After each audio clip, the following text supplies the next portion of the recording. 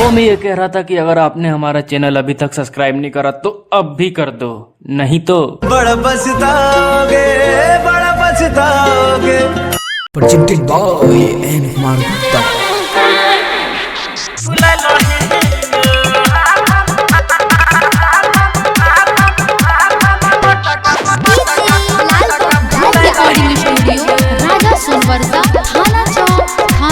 बोले काम यहल किया कैलही गाँव में नाम हंसलही ये छोड़ी हमरा बता दे गाँव में नाम हंसलही। बोले काम यहल किया कैलही गाँव में नाम हंसलही। बोल किया समान थोक चलही गे कोनो छोड़ा से मुँह मोड़लही गे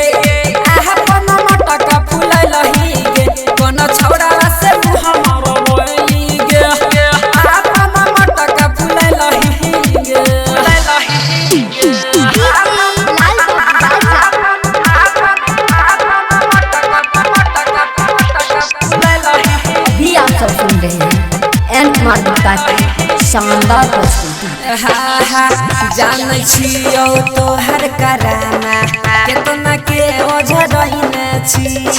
7 गो छौरा से सोना खेला करी जोरना डलबइने छी।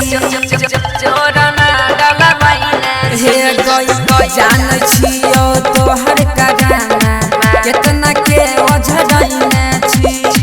7 गो छौरा से सोना खेला करी जोरना डलबइने छी। सब छोड़ावा के मनावा बढ़लही आगे जब से तू नजर मिललही। जब से तू नजर मिललही आगे जब से तू नजर मिललही। सब छोड़ावा के मनावा बढ़लही आगे जब से तू नजर मिललही।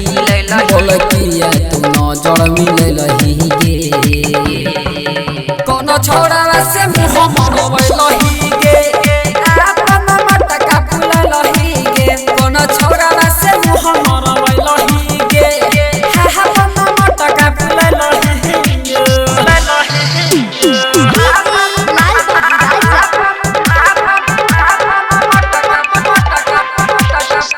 रिकॉर्डिंग स्टूडियो राजा सोनवर्षा थाना चौक।